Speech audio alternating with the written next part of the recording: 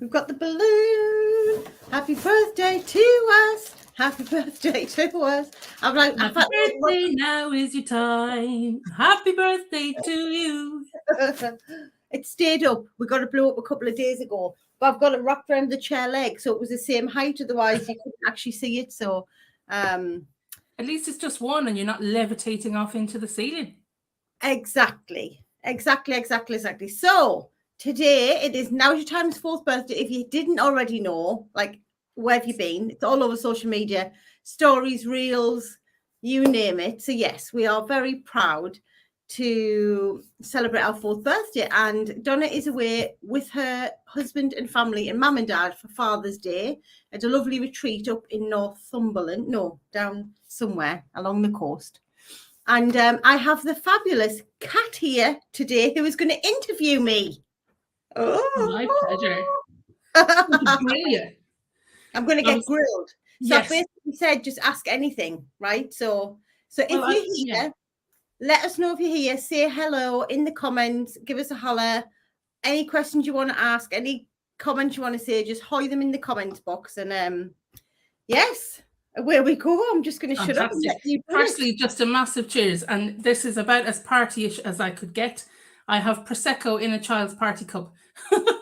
But cheers. Huge congratulations on your 4th business birthday. Cheers.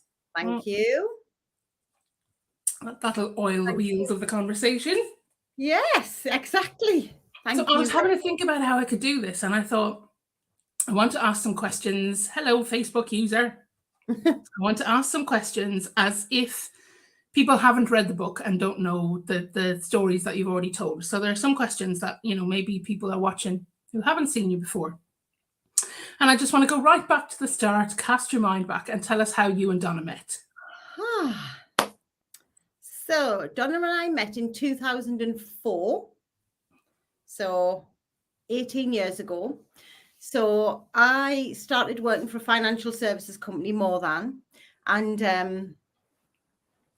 I joined in the January, and I joined as a team leader, and then I was promoted to like an ops manager level in the April, and then Donna joined external. Now they didn't recruit external leaders, like that wasn't the norm. So when Donna and I started working there, it was a bit different, having like people being recruited from outside of the organization. So we kind of gravitated towards each other anyway, just to like work as a team. And then over time, we worked together for 10 years. We became best friends. And then Donna was actually my boss. So Donna started to become site leader, and I was like a right-hand woman. So yes. So we worked together for 10 years, and then there was like a restructure, redundancy. So we both went off in our different directions for a couple of years. And then it was about 2014. And then obviously came back together in 2018 and birthed this. Fantastic. And that was going to be the next thing. So the chain of events that led you to almost to the point where you registered now as your time at Companies House, what was it? What were the things that lined up to allow that to happen? So I was working for a utilities company, and I was working in L&D. I was designing talent leadership programs, but it wasn't filling my soul. It wasn't really what I wanted to be doing. And I didn't really feel that was making that much of a difference. Like the values of the business weren't really that aligned with my own. And I kept saying to Donna, if I had redundancy, I would just leave. If I had money, I would leave, is what I kept saying to her. In the meantime, Donna decided to set up her own business and do transformational change. When she got made redundant, roles were just coming to her. And then she went through a period of about 9 months where she couldn't get a contract. She would be sitting in the kitchen on a laptop all day, and literally no contract were coming to her. So I was in this job, she was in the kitchen, and then she invested in a coach. And a coach, this was on the 4th of April, a coach said to her, well, like, you could do this job. And Donna was like, no, I couldn't. And then it all transpired that Donna had set up a coaching domain 20 years ago, and to have her own coaching business, but didn't believe it was possible. So hadn't even voiced it or talked about it, and just thought it's possible for other people. So Danielle said to Donna, 15 minutes a day, work on your soul goal. And Donna had given herself a 5-year lead time. In the meantime, I'm obviously in this role. It was in April, and my role got made redundant. So I was like, thank you, because I'd asked for that. At the same time, my dad had been suffering with IPF, which is a terminal lung disease, and he was going downhill. So I left the job on the 30th of April, and then more or less spent most of May at the hospital, because he got hospitalized and he was in hospital for a few weeks. And I was very blessed actually to be able to go and be with my mum, to be able to go to the hospital. So, and then he passed away on the 21st of May 2018. And in that time where I was kind of being with my mum organizing the funeral, Donna was like having a bit of a fuck me moment, like, what the fuck are we doing here? So after the funeral, I went along to HQ for the first time, and she sat me down and said, look, I've been doing some research. There's these online coaches who have global online businesses.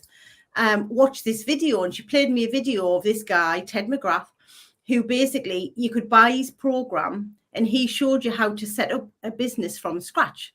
So we were like, we had, obviously, this wasn't planned, right? So I sat next to it, and we were like, should we do it? So we goes home, she tells Neil, right, we're setting up a business together. I tell Graham, just out of the blue, we hadn't planned for it, we hadn't saved for it, we had no money.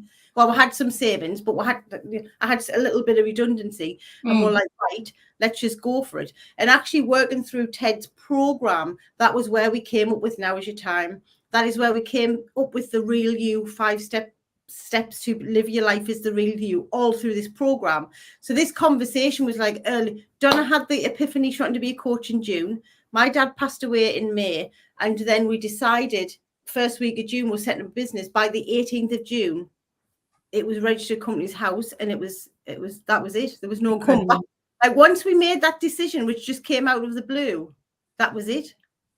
It was natural then. Yeah. Amazing. And I think I found as well, grief and losing someone. And I think actually I spoke to Caroline Strawson about this at the retreat in Manchester. There is the opportunity there for post-traumatic growth, as well as just for sadness and grief. And that sounds very much like you were kind of spurred on by this idea of life being short, I guess. Absolutely. Yeah. And then obviously, what transpired after that. My brother died a year later, and then my mum passed away 2 years later. So we literally, me and my family lost 3 family members in 3 years. So if that ain't enough to tell me or show me that, prove what we talk about living the moment, life is for living, find your happiness, like find your purpose now, because like your next breath or day isn't guaranteed. Like, this is why we teach what we teach. And as you know, what you've lived through and you've experienced, like, you've got to live for the moment, live for the day, and freaking grasp every opportunity that comes towards you, because none of us know how long we've got left on this earth. Exactly that. Make your choices for yourself. So the next question then about setting up Now Is Your Time has actually come from one of the members, and she says, how did you go about managing your finances, taxes, etc. When setting up and ongoing with the business? Did you learn it all yourselves or buy skills in? And are there any top tips for anyone who would be considering starting off? Thank you for the question. So I go back to the days, the first year in business, where I didn't even have an app. I was sat with receipts and a spreadsheet. So we did hire an accountant, because we got the accountant to set us up on Company's House. So we hired an accountant straight away who set us up on Company's House. But his role was really just filing our accounts at the end of the year. So I literally was sat with paper receipts and spreadsheets, which was hell.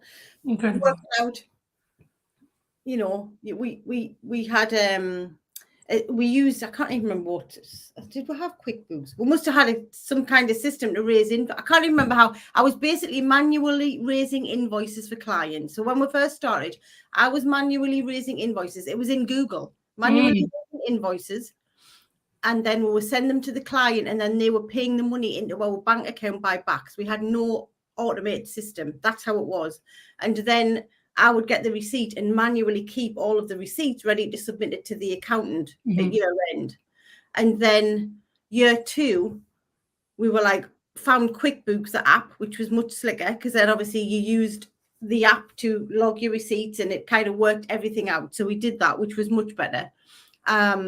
And we moved to a different account, and now we're on Xero and use some different systems. So we have got slicker as it goes on. I would recommend, I mean, we set ourselves up straight away as a limited company, rather than being self-employed. So we wanted to be registered. So we did do that. But depending on you and what it is for whoever put this question is, depending on what you're planning on doing, you can set yourself up as self-employed and really keep all of your receipts and your expenses, because you generally don't need to then file a tax return until the following April. And even then, it's about a £12,500 allowance you get before you have to worry about paying corporation tax. Obviously, we got to the point where we then had to register ourselves VAT registered because of our income. So therefore, so what I would say is, the first thing I would say is get some kind of app and a system to be able to manually use, because it's much quicker and it'll save you time. Obviously, have an accountant to file your taxes at year end to keep you right. And we now have a bookkeeper. So we hired a bookkeeper who now does all of the stuff, that the receipt stuff that I was doing. But again, it's like you hire the team in when you're in that position to do it. So you've got an app and you're a single person and you've got a coaching business and you're self-employed, you can manage your receipts just using an app. That's what I would recommend. But I've answered the question. Yes, you have. It's perfect. And then how long then from setup? So you say it was the 18th of June. Hi, Donna. Hi. From the 18th of June then, when was the first time that you paid yourselves a paycheck? Bloody hell. Can you remember?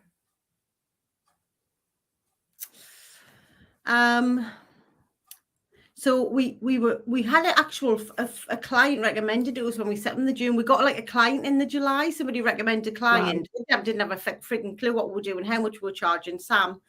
So Sam came to work with us, and then I think we got about 3 clients in November, December of that year. But we were at that point still.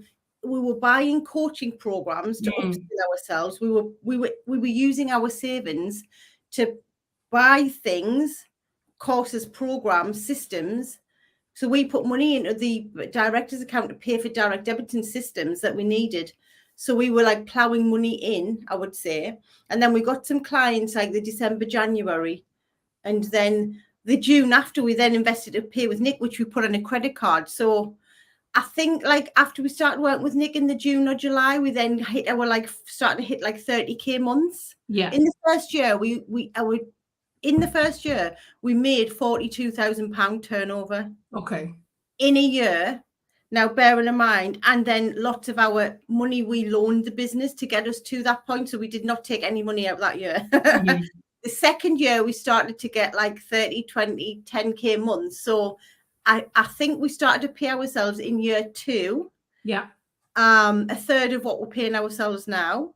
Okay. I think in year 2, we started taking a salary, like I say, a third of what, just to try and cover some of the bills. And then year 3, year 4, we have increased our monthly wage. And now we also, what I would recommend as well is through the accountant, because we were just taking the money out as director's loans. And now what we do is we've got an accountant who actually does us like a pay. Yeah. Call it like a monthly pay packet thing. A PAYE. It's that long since I worked for a company. I can't remember. A pay slip. Yeah. Bloody hell. So we get officially paid. So we're paying national insurance. And so again, whoever's asking the question, if you can get yourself in that point quickly, if you're a self-employed, and then you can payroll, thank you. Then you can actually pay yourself tax, insurance, and kind of keeps you right. Where we had to just take out a director's loan. But I'm glad to say, going to year 5, we're paying ourselves triple what we were in year 2, and in year 2 we tripled our turnover, and then in year 3 we tripled our turnover. So it's kind of excellent. The momentum there. I think something like that. So within that first year, then it was obviously there were a lot of challenges. You were finding your feet with what a business was. What were your first goals together? So you do a lot of goal setting work together. What were your first goals, and what were the big challenges then to achieving them within that first year? So the first goal was to basically find some one-to-one clients. So we decided that Kat should definitely have our own show. Yeah. We should never do a live done anymore without Kat chairing the live. Like, I feel like the lives are never going to be the same again. So first goals were, well, again, how not to set your business up, right? And this is good stuff for people who are starting out, right? Mhm. We decided, Donna, really, that Easy blamer when she's not here. Donna liked to go and look at what all of the other coaches were doing who'd had their businesses for 10 and 20 years and then compare it to what we were doing. Give us a hell yes, Donna. So her imposter syndrome was raging. So we spent a lot of money on building a lovely website, which the experts tell you not to do until you've earned at least 50k, because you don't need one. Okay. So for anyone out there, don't worry about having a website. As long as you've got like a page to point people to, you don't need a website when you first start out. So we set up a website. Then we decided to launch a podcast. So we spent loads of energy and time getting this podcast. And bear in mind, we did the website ourselves, but when we were doing other things, we were literally doing everything. Mm-hmm. Emails, sales pages, like we were doing it all ourselves. So the first goal was, we got a website, hired somebody in, Holly, not my Holly Clark. That's not a surname now because she's been married. But she came in and did a website for us. That's the first time we'd invested outside. And then we got podcasts, which we did ourselves. We organized ourselves, and then worked with Laura's. We hired Laura's team to start to help us with some VA stuff to help us to look. So we basically spent 6 months with one client building this perfect website and podcasts and looking for one-to-one clients, which didn't come till the November. So what I would say is not to do if you're starting out is not worry about that stuff. Is think about, how do you get present on social media? How do you let people know what you do? Then we started to run imposter syndrome masterclasses, which is our thing, right? And proved very successful. And that's how we started to build up an audience. And that's how we started to build up clients, and through networking. Our first couple of clients came from networking and from running imposter syndrome masterclasses. So the first actual goal was to get one-to-one clients, but we spent a lot of money trying to do that, which was in the wrong area. Does that make sense? So yeah, we built sales pages and a website and podcasts, so we didn't have time for clients. And it wasn't joyous. So you know how now we run Wealth Without the Hustle. We weren't in flow. We were in hustle. We were just like heads down, asses up at the kitchen table, not having fun, spending all of our money building these perfect systems instead of going out and looking for clients to pay us so we could then invest it in the systems. So I love this, because then it's like what not to do. Exactly. Amazing advice for anyone. That's why we couldn't pay ourselves our money out the 42k, because we spent it all on having perfect systems that didn't bring clients anyway. That nobody was paying for. You mentioned there actually about flow, and I think that's the perfect time to ask you Karen's questions. So Karen had said, what's the hardest part of having your coach in business? You always look high energy to us. It's lovely that you have each other, but if you were solo, what would you say are the hardest parts of giving your energy every day? Donna and I used to look at each other. We still do. Probably before we had a team. I mean, you know, thankfully we have a team of amazing Neil and Yvette and Holly, who we brought in, and our copywriters, and we've got like a really great team supporting us now. But when we didn't, like, we used to look at each other and actually say, like, I don't know how single entrepreneurs who are on their own do it. Do you know what I mean? Because Absolutely. There was two of us. So the thing is, what Donna and I thought would be our zones of genius, apart from coaching, when we first set the business up, wasn't. So I worked in L&D and I did a lot of creation of courses, but Donna then Donna had a limiting belief Donna had a limiting belief. I'm going off on a tangent with this, but Donna had a limiting belief that she was not creative, right? So she believed she wasn't creative, and then fell into the flow of doing all of our writing. So then this naturally just came out. Bear in mind, she speaks 3 languages and she's always loved books and language. So Donna naturally fell into writing all of the emails, the content. Like at the beginning, everything you saw on social media, I mean, some of it to this day still was Donna. Mm. And then I fell into the system side. So I was the one building the sales pages, the emails and stuff like that. So we found our groove very early on. Everyone said, don't go to business with your best friend, get a divorce contract, it won't work, blah, blah, blah, blah, blah. We never questioned that. So we fell into the groove of doing both. So ask me the question again. It was kind of in two parts, actually. So with the first, what's the hardest part of having the coaching biz? You always look high energy. Yes, right. So look, the difference I would say when you first become an entrepreneur is you're going from a corporate salary, which we believe is safe and secure, which we know isn't, because I got made redundant from my last 3 jobs. So we have this belief it's safe and secure because we've got this monthly salary. And so I definitely would say the challenge is to start off with is learning how to build a pipeline. So remember what I've just said about what we were doing, getting everything looking perfect and shiny on the outside. We used to say we're fur coat and no niggers because everyone kept saying we're doing so well. And we're like, fuck, we've got any fucking clients. So we'll look like we're doing well, but we haven't got any clients. So I would say the challenge was finding clients, getting your first concept of I want one-on-one clients. And what I would say is what we didn't focus as much on is audience building. We set up the soul system within a month. So we were doing that, but you have to just get really clear on building an audience of people who want to hear what you've got to say, not just all your friends and family to make your numbers look good, which is what we did. It's not about vanity numbers. It's about getting people who attract to you to want to hear your message so that you can start to build an audience. So then when you want to launch something, you want to get paying clients, you've got a pool there of people who are ready to receive what you're going to give them. So that's the first part. Tell me what the second bit was. The second part is, what would you say are the hardest parts of giving your energy every day? So,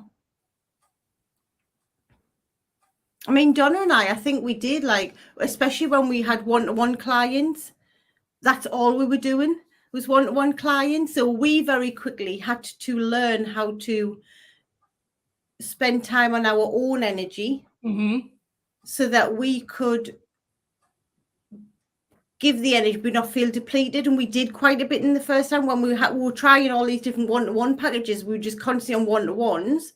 So we felt we were feeling depleted. So we basically very quickly learned how to protect our energy, how to get your morning routine in place. Like, we didn't do it in the first 6 months. Like I said, heads down, asses up. We were not investing in our self-care. We were not doing morning routines.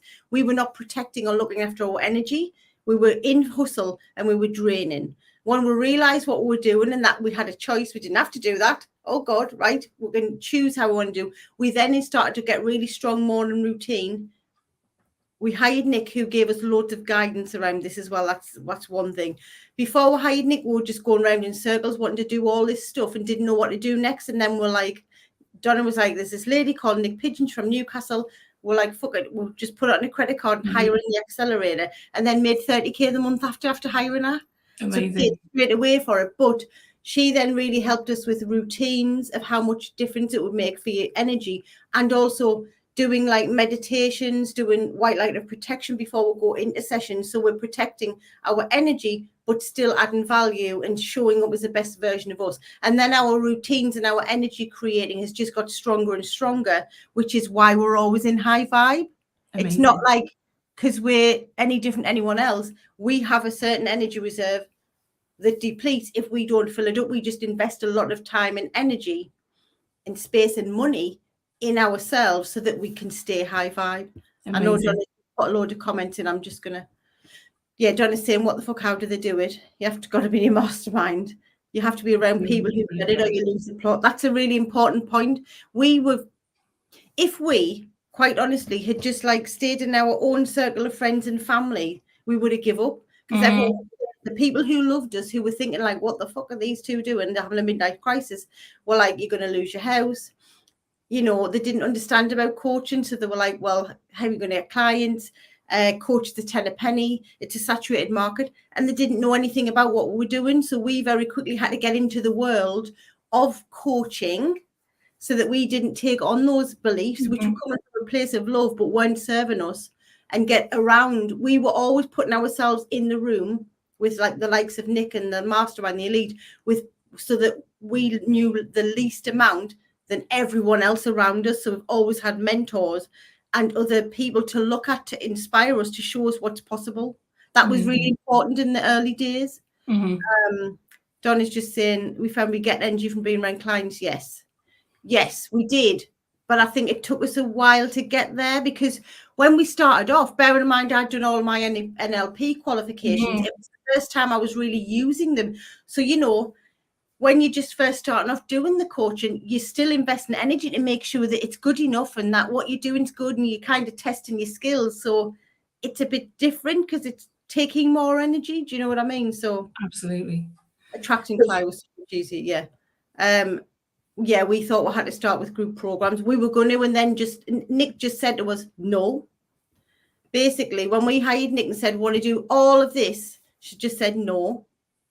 You go back, you do your one-to-one, you nail it and you scale it. And she then told us when we were allowed to do our group program, because otherwise we would have been sat with a podcast, a website, one-to-ones, group pro. I mean, we did do a group program in the December before we started working with Nick. So listen to this. So we had 3 clients in November and December who told us that they really, you know, would love some help with their weight and their exercises. So from those 3 examples, without doing any market research, we then built a whole program, spent money on hiring a copywriter, getting pages made. We didn't test anything. We didn't research anything. We spent the first Christmas working the whole Christmas launching this program and got no signups.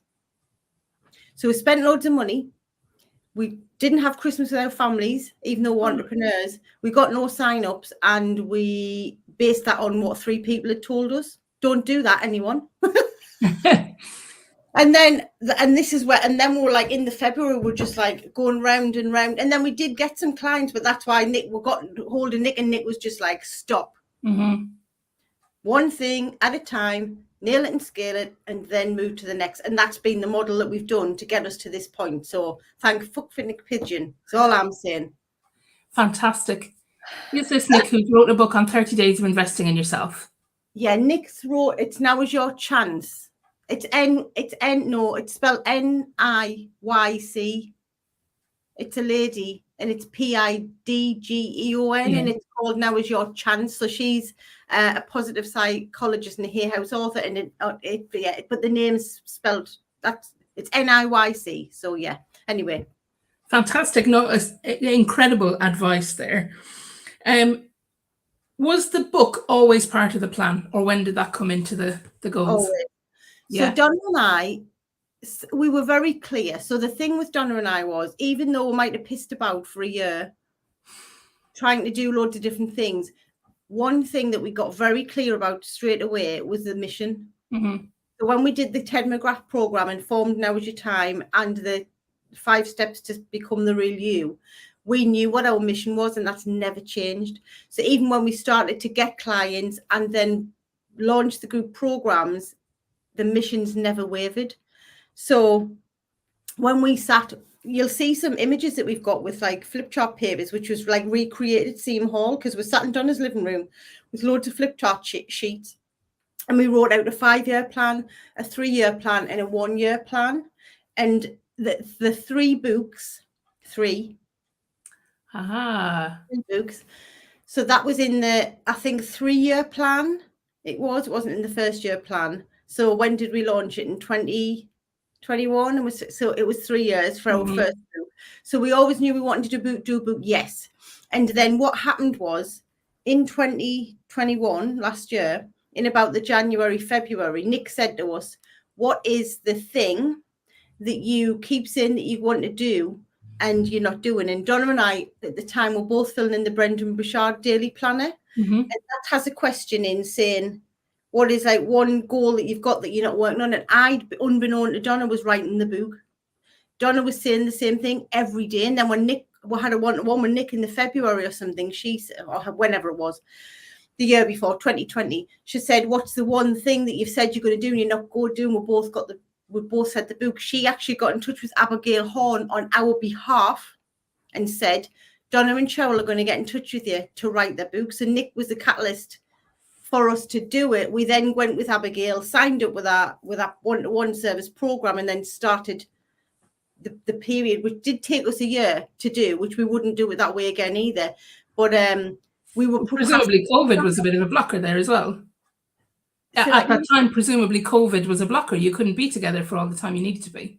Yeah, we were doing a lot on Zoom, and it took us a year to write it. And then by the time we'd written it, then we planned the book launching for the September. So I think we wrote it from like the May to the May. But by the time we got to like the last chapters, we'd forgotten what we'd written at the beginning and had to go and rewrite the first 2-3 chapters. We had an editor who helped us. We had to go back and we had to basically rewrite the first 3 chapters because it didn't sound the way it did at the end because it took so long. So for anyone writing a book, what Donna and I will do for the next book is we'll take ourselves away and we'll literally go to like some kind of retreat for like at least a week and really get the core of the book written, because it just took ages, and by the end of it, we were just like, it was draining. Fantastic. But again, you live and learn. But what I would say though, the opposite when we recorded the Audible. So we loved recording the Audible. So obviously the book came out in the September, and then we had the Audible. What was it for? We're ready for Christmas. Was it? I'm lost off what year it is or when whatever happened. But it was very quick that Anna got in touch and said, "I'm doing an Audible. Would you like to be part of the launch to see how it worked?" We said yes. We'd done it within a couple of weeks in this room I'm in now. Padded out, Graham padded out to make it soundproof. We loved it. We loved recording the Audible much better than writing the book. Obviously got to write the book to record the Audible, but we got so much joy reading it back to ourselves. You know what I mean? So yes. And we were so glad that you recorded it and that you didn't give it to somebody else's voice. There are so many women in these programs who say that they go back, they put on the book when they need your voices in their head. And I'm one of them as well. When we need that kick into high vibe, when we need a reminder, we always put on the book or one of the recordings to get your voice in the head. I have 2 more questions. I hope we're not running too much out of time. But I was just going to say, sorry there, Ali Barron, who we did the live with yesterday, well, that's what she said. She said, I basically don't listen to the radio anymore. I just make sure I put podcasts and stuff on in the car. But she said if I ever get like a point where my Gertie's going wild, she just like put something with me and Donna's voice on, like plays our videos or our coaching calls to do a pattern interrupt, so it like breaks the cycle. And that's high vibe behavior, right? That's using all of what would have been downtime or dead time, just listening to music. Okay, so it lifts your spirits, but putting in a podcast or using that time to learn, you're already manifesting good stuff there. So that's incredible.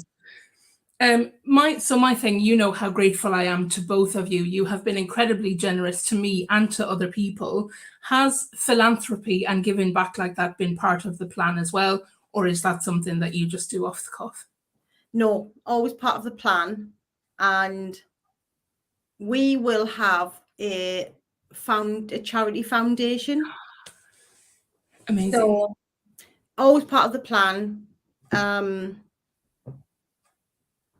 So what we want to eventually do or have is, what we know is, like, I know from my journey that my I'm different thing started, God, when I was in the womb, right? But I became aware of it, as it tells you in the book, when I joined senior school and I'm stood in the yard and I'm the only brown person in the whole comprehensive school. I mean, it just doesn't, it's bizarre to think of that now, but everyone else was white apart from Mr. Morgan, the music teacher. And it was when I became really aware of the badge being different that I put on myself. And then if I think of Holly's journey, when she went through a similar thing, went to an all-girls school at 11, again, she started to question. I think this is very common for young teenage girls who then start to question who they are when they get into teenage, when they start going to comprehensive school, and then start to live out, fit in, people please, to get through schools. So we want to have a foundation where we can support young teenagers growing into women. So all the things that we teach you guys, the 5 steps to become the real you, we want to have some kind of foundation that will bring that to children, teenagers, younger years, so that they don't have to wait until their 20s, 30s, 40s, 50s, 60s to do the work on themselves, because they've spent 20, 30, 40 years wearing masks. They don't know who the fuck they are, which is what most of our clients come and say, I don't know who the fuck I am. We want to get to them before they lose who they are from being these young, vibrant, carefree girls at that point, to continue on that. Imagine what the world would be like. Imagine it would be incredible. I can't imagine even what my life would have been like if I hadn't been the one trying to self-deprecate before anyone else got in there with a fat joke. You know, if I had had that self-worth all along. Someone said to me yesterday, they read self-development books. They've read self-development books for years, and ours is the best. I completely agree with them. But yes, if I had had even just one lesson on self-worth and how actually what other people think about you isn't worth anything, it's you and what you think of yourself that will make your life, then yeah, things would have been incredibly different. That's incredible work, Cheryl, and I'm just heart happy to hear it. That will happen. Very, very, very, very last question then. And you've given away some of it. So you've said there's another book. There is the charitable foundation in the works. You've obviously got the 5-day retreat in Cognac in September. And that's you scaling, obviously, what you're doing with retreats. Along with all of that, if you can divulge what's next for Now Is Your Time, because it's a movement now, isn't it? And not just a business. Oh, God, yeah. And Donna and I's intention with everything we do, with every piece of energy that we pour into anything we do, is to create impact, is to scale. And the scale in the business is to impact more women across the world, so that we can, and I'll just go back to what I was saying before, when we as 30, 40, 50, 60-year-olds are then doing the work, we pass that down to our children, which pass that down to their children. So it's affecting generations of young women, because we're showing them how to stand in your power as they grow up and go forth in the world. So what is next? So yes, so we've got our retreat in September. We will be doing some more online launches before the end of the year. We don't know when and we don't know what yet. We are going. So something's good, right? I'll step back. Something's coming in July. I can't tell you what now, but there'll be something coming in July, which is we're very excited about, something that we're doing for the first time. Amazing. In August, Donna and I are going to see Joe Dispenza. We're going to a week-long retreat in London with Joe Dispenza, which has been put off a couple of times because of COVID. So we are beyond excited for that. September, we have the retreat. So we're going to Cognac in France, to the beautiful chateau with some of our clients, and just, it's going to be immense. Then we will be doing a UK event again in October.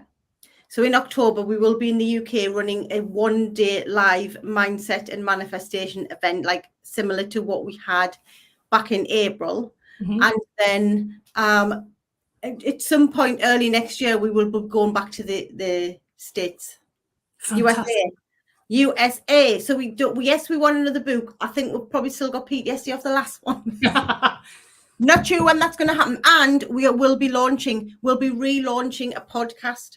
So we've got the podcast there, but the long-term plan is at some point next year, we'll be relaunching the podcast, which will be bigger, which will be better. So, and we will, like I say, have a couple of online launches before the end of the year. We just don't know what and who and when. We'll let you know when. So there's loads of exciting stuff for us, but also to come for you guys. And we love investing ourselves, like going to Joe Dispenza, because when we learn, we then share it out in the world with you guys, so it causes a ripple effect. So there is lots happening. Incredible. It's so exciting. I can't wait to see it all unfold. Thank you so much, Cheryl. I have a ton more questions, but I don't think we can stay here all day, but thank you so much. It's been such a wonderful conversation. I hope people have taken as much from it as I have, in terms of you being so honest about the things you wouldn't do if you were to do it again. and we can learn from you and your mistakes. And I'm so glad and grateful for that. Thank you so much.